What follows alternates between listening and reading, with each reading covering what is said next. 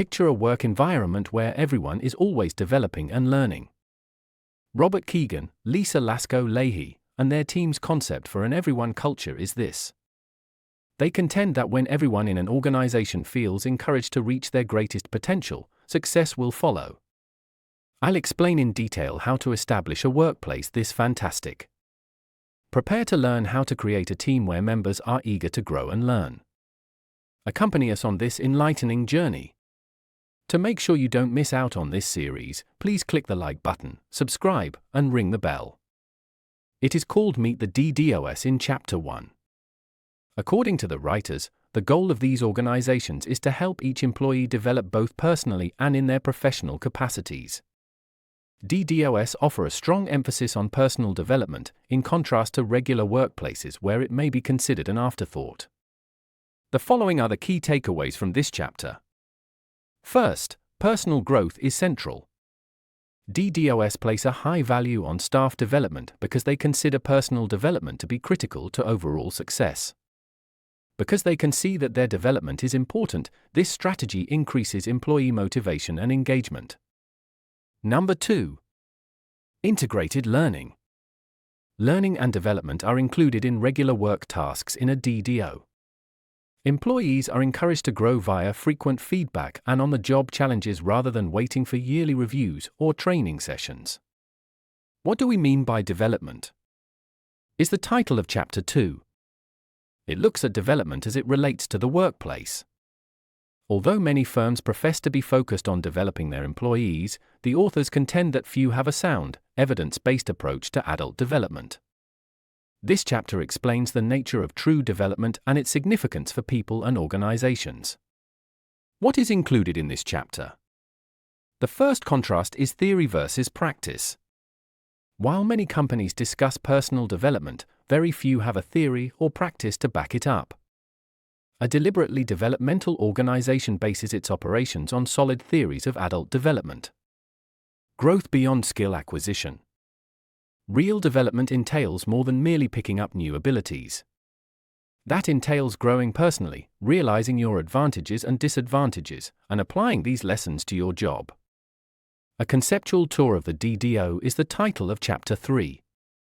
It offers a thorough examination of the essential characteristics of a DDO. The authors show how these firms foster a culture of continual improvement using 3 key concepts: edge, home, and groove. Among the strategies we ought to master are these. First, the edge. The area where staff members are pushed and challenged is known as the edge in a DDO. It involves pushing yourself to the edge and accepting challenges that are outside of your comfort zone. For both professional and personal growth, this ongoing stretching is essential. The second is the house. The encouraging atmosphere that makes workers feel respected and safe is known as home. It's a setting that values personal growth and offers constructive criticism. People can take chances and grow from their experiences without worrying about being judged in this encouraging environment. Chapter 4's title, In the Groove. The techniques that deliberately developmental organizations use to foster a culture of ongoing development are examined by the author. Having brilliant ideas is not enough. You also need to carry them out every day with efficiency. What knowledge does this chapter therefore affect us with? First, daily practices. Development-oriented practices are included in routine tasks. Employees can continuously improve with the support of routine procedures like feedback sessions, learning moments, and reflective talks. This strategy makes sure that development is a regular aspect of daily life rather than just a theoretical idea. Secondly, feedback and reflection.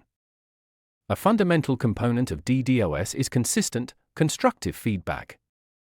It takes more than just offering praise or criticism to assist employees realize their areas of strength and growth. Instead, open communication is necessary. Engaging in reflective activities enables people to draw lessons from their past experiences and utilize them going forward. The title of Chapter 5 is, But is this any way to run a business? It looks at how emphasizing staff development can result in observable business advantages. According to the authors, investing in personal development is not only a heartfelt but also a wise business decision that can promote increased productivity, creativity, and success all around. What information is provided in this chapter? The first benefit is increased productivity. Workers who are constantly improving their abilities and skills typically produce more. Employee engagement and motivation increase when personal growth is incorporated into the workplace, which boosts productivity. Second, enhanced originality.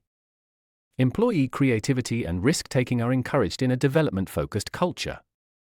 Employees who feel encouraged to grow are more likely to offer creative solutions and ideas, which can give the business an advantage over competitors.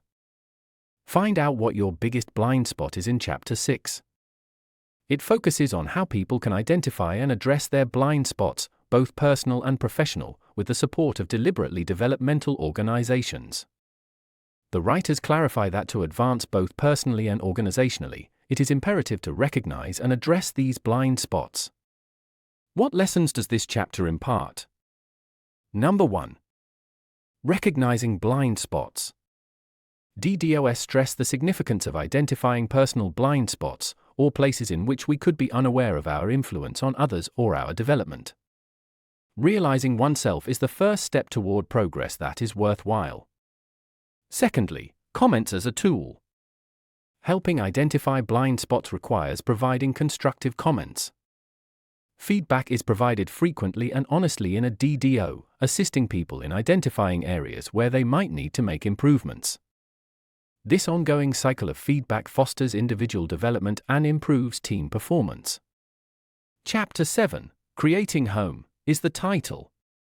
It covers the preliminary actions and approaches that companies can use to start transforming into DDOs.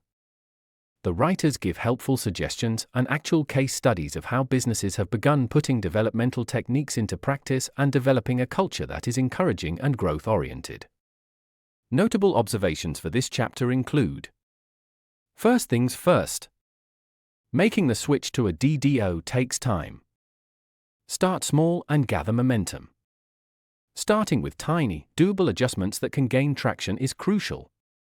As the business adapts, start small by implementing practices like frequent feedback and developmental conversations. Second, strong leadership commitment. Strong leadership commitment is essential for a smooth transition to a DDO.